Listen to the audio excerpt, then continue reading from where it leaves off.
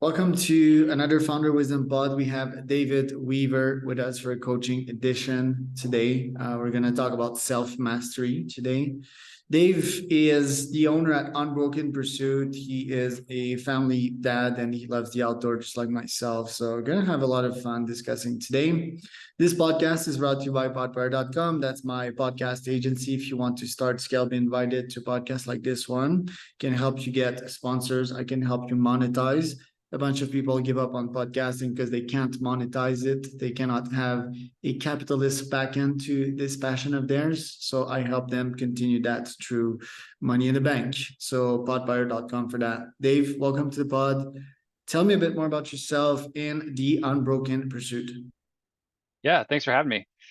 So let's see. Yeah, I have two little girls, they're 10 and 7, and it's getting to a super fun stage of life where we just get to like go do awesome stuff together all the time. Like we're snowboarding a lot now and can't wait for the season to start.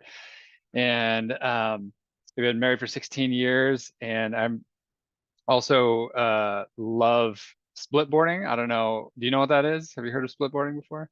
It's like small skis, sort of. Oh, it's like backcountry skiing, but with a snowboard. So it's Whoa. all, yeah, yeah. So that's like my favorite way to experience the outdoors these days. Split Um, boarding. So basically, you can climb mountains with them. Is that what you're saying? right. So just like on backcountry skis, you put skins on the bottom, the board is cut in half down the middle so you can skin uphill. And Okay. then when you get to the top, skins come off, put the board together, clips together 3 different spots with bindings, and then you just ride down just like you're normally snowboarding. Love that. Okay, yeah, that's a pretty cool sport. I'll check it out. I skied for the first time last year with my wife. We really liked it.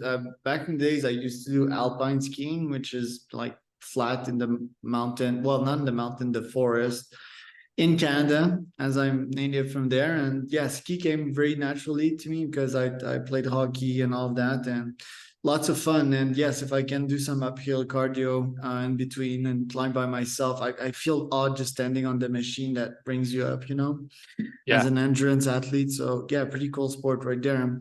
Other than that, the business nowadays, tell me a bit more about Yeah. it, who you target, how much clients you run on, and what you provide exactly.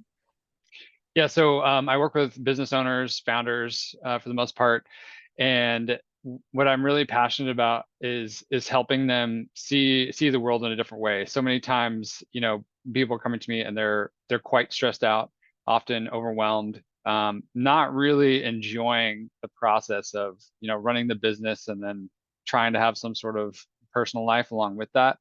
And so those people I can really help. Those are my favorite people to help.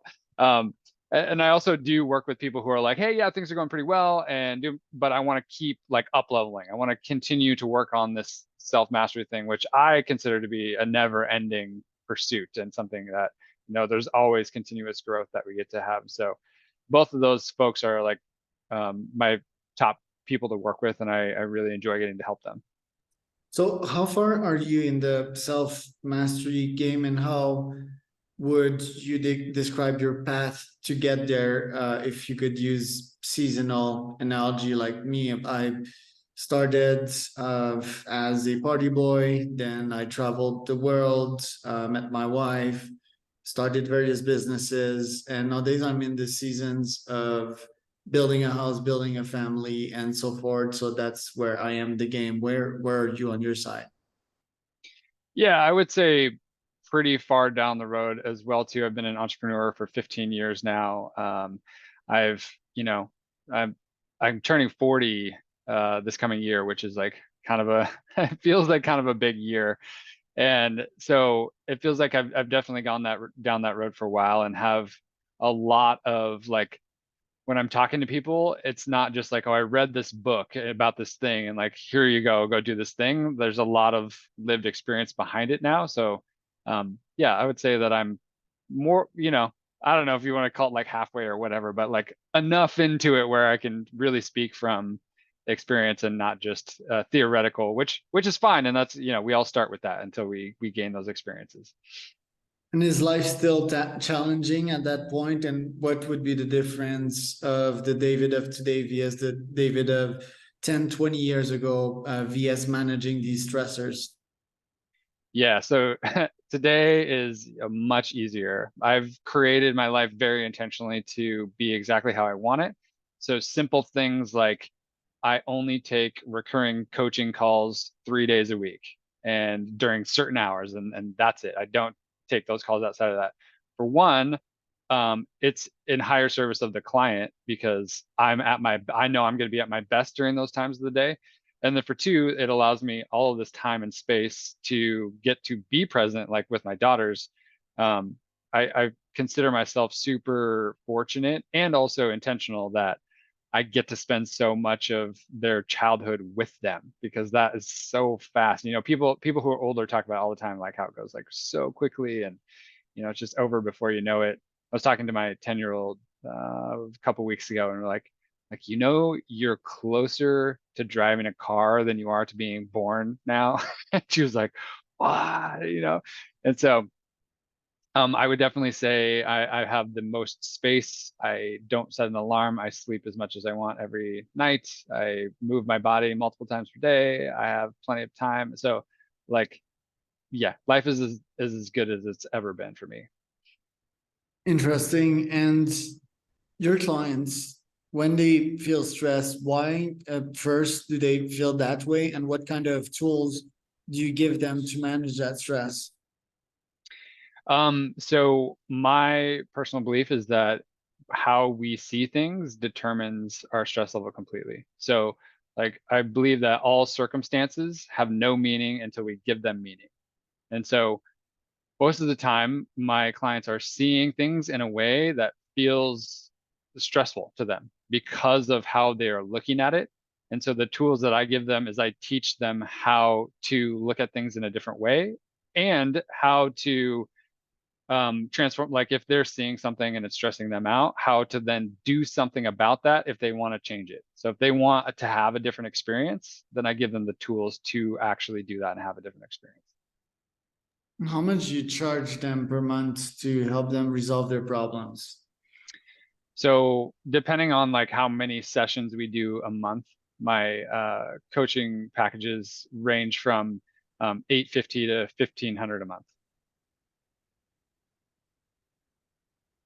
And that's 4 sessions a month, I guess, Yeah, for the weekly, it's 4 sessions a month. Yeah. of like 30, 45 minutes ish. And what do these sessions look like? Is it platonic, Socratic questioning and getting down to the bottom of the problem and suggesting new brain pathways?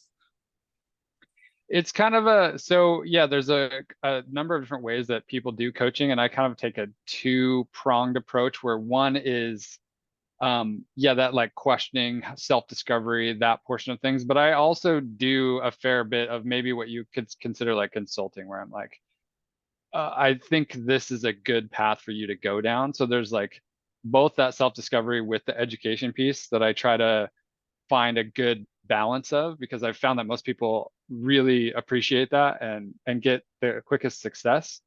And it starts with like a number of different assessments. So I have like self-mastery assessment I created myself. I have a whole life assessment. I have a business assessment. We just like dive into all of these things and like look at everything first. And then from there, evaluate and say, okay, what's actually most important for you to start working on first? That's going to give you the biggest bang for your buck and make the biggest difference in all these other areas. And so that's kind of part of the fun part of getting started, is just like seeing what all that looks like. You target mostly founders, CEOs, and if so, like of what size, what size of business, and do you target also specific niches nowadays? I haven't niched down as far as like a specific industry. And maybe I will over time, but I actually find it really fun to work with various industries, and it's really engaging for me. And also the type of work that we do. Like if I was doing straight up business coaching and consulting, it wouldn't work so well. But I'm focused on helping the owner of the business be the best version of themselves, and then talking about business stuff on top of that.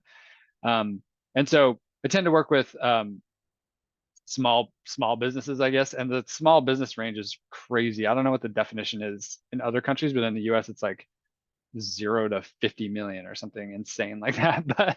But most of my clients are like 5 million and under, in that category.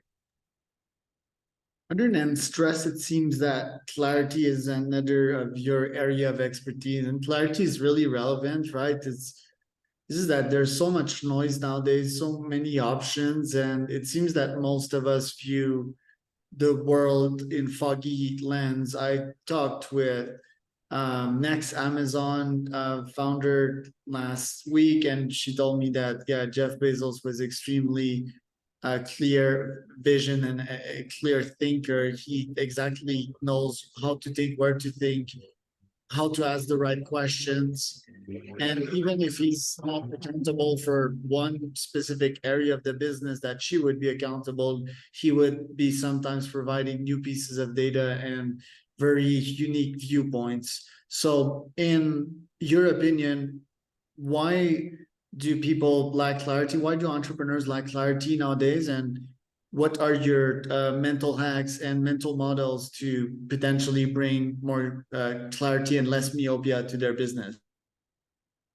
So one of the biggest problems that I see is they're not stopping to like create like the same thing you're just talking about with Jeff Bezos, to ask those good questions, to actually sit down and identify and categorize. They're just reacting nonstop to the like boom, boom, boom, all the things that are coming in, which it makes sense, right? It's like, yeah, well, of course, you're just constantly going to all of the urgent things that are happening. But so one of my, biggest hacks, if you want to call it a hack, is just to like schedule weekly planning time. As simple as that is, it can make the biggest difference ever, even if it's like 15 minutes where you sit down and you actually look at things and evaluate what is actually important, what is actually just busy work, what is actually like other things that people think is important or urgent, but is not actually urgent for me. And then I would say the kind of the second piece to that then is we're just allowing ourselves to get pulled out of those important things, even if we are planning them. So I don't know if you follow what like the Flow Research Collective does at all. Love those guys. It's like some of the great stuff. When I was watching, a video last week and Rian was talking about clarity windows, and so just being able to say, okay, this thing I've identified as most important, I'm going to focus on that for 30 minutes and I'm going to put my phone in airplane mode and shut off like notifications and just do that for 30 minutes. So I think it's just really all about intentionality instead of reactivity. Love that. What's your key recommendations for good relationships? You've been 16 years in your marriage. It's been hard at times. What do you do when the going gets hard, and how do you keep the relationship sane, healthy, and growing? Hmm, that's a good question. I think one of the things that's been most successful for us is we dream together. So we like we talk often about like what our dreams are, what our goals are, how those things are going, and there's like a joint piece to that, and then also a separate thing to that. And so I think that's been really helpful for us to like stay together on like where we're headed. And then when you have kids, there's that whole extra piece there, and like learning how to parent when maybe you have different little bit parenting styles. And so coming to some, middle ground in some of those areas. But then too, I think it's also really important, and where I see things people struggle with is like when one person grows a lot and the other person doesn't. And so like having those conversations to like help build each other up and help foster that growth for each other, as well as having like separate interests and things that you like to do, and then things together. So like, I go splitboarding and climb mountains by myself with my friends, and then we do other things together. We go snowboarding together, but she's not going to come do that necessarily with me. And I think that leads to at least for us, it's led to a nice, healthy relationship where we have these things together and separate. I can relate to pretty much everything that you say and have my seal of approval on that. Yeah, it's like space, right? Give each other space, breathing space. It's not always good to be together all the time. It's not always normal to be in sync together all the time. You know, we're all different human beings, and yeah, the growth thing as well.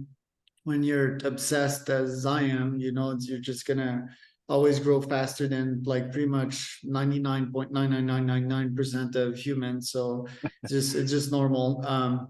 And yeah, you need to bring the other, or try at least to bring the other, or accept the fact that they're not growing as much in that adventure.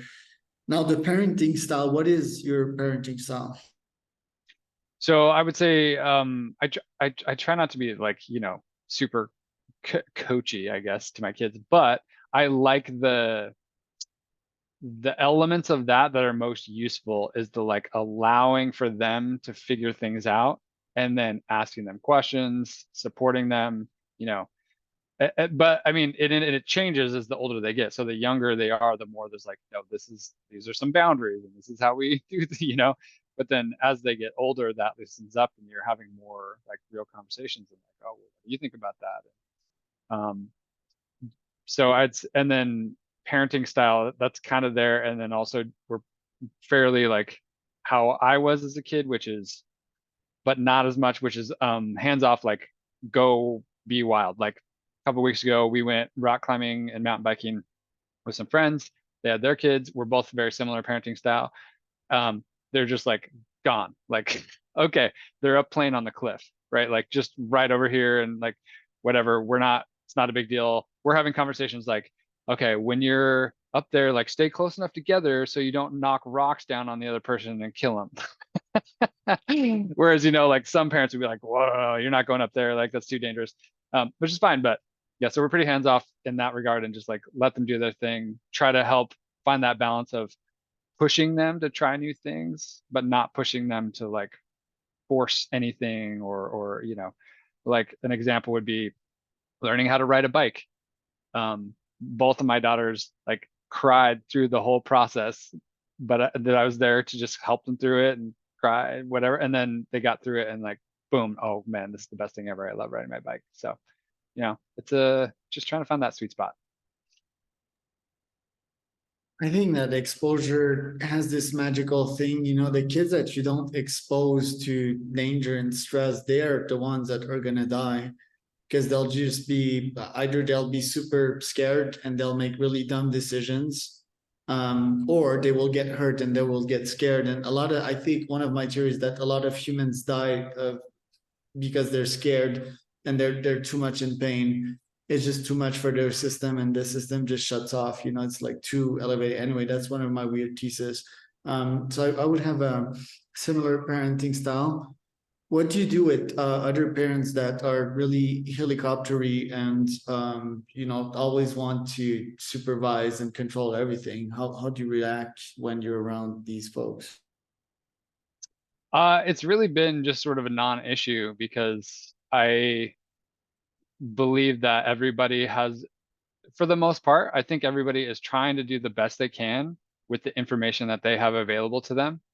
And so, like, if that's how they feel they're doing their best, then I just let them. And it hasn't really been an issue because we don't have any super close friends who are like that degree that it causes kind of conflict when we're together. So, yeah, it hasn't been too big of a deal at this point.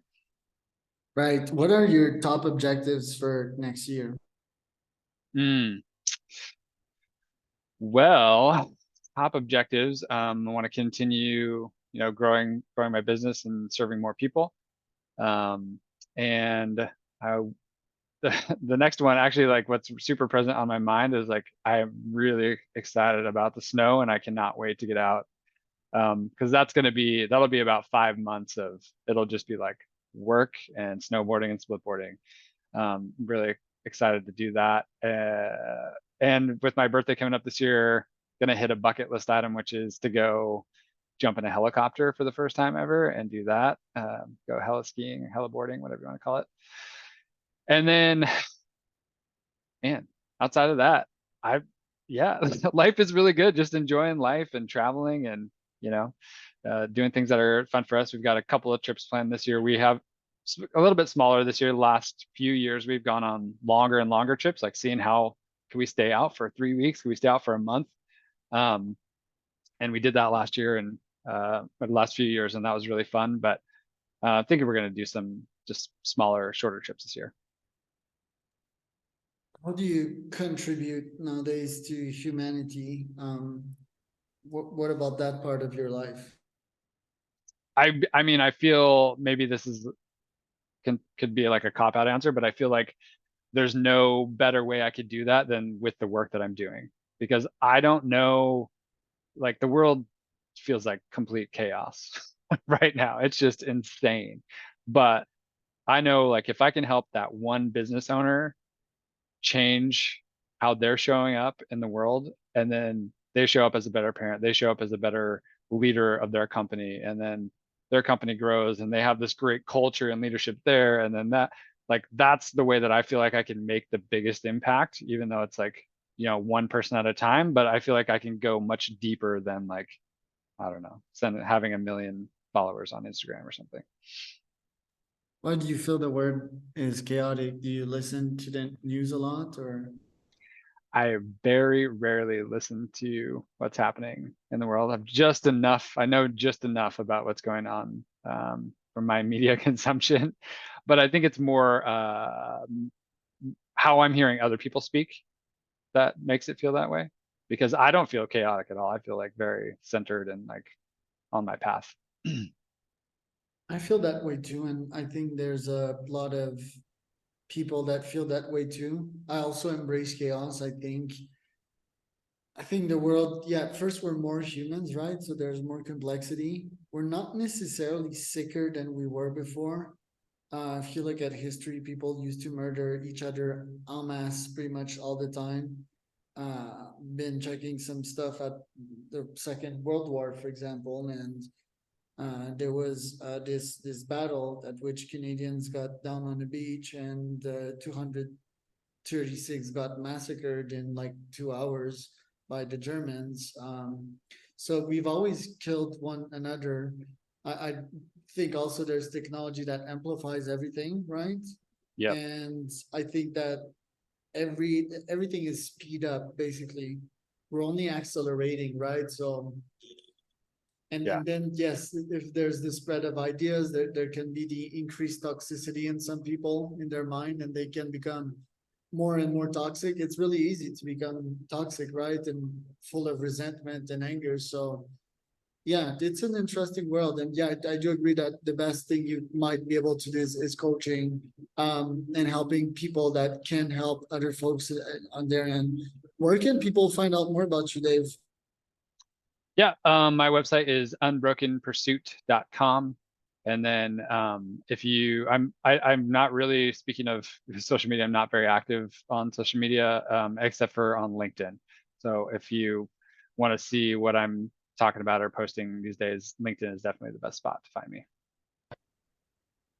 And I am Charles Cormier, host. That was David Weaver for another founderwisdompodcast.com.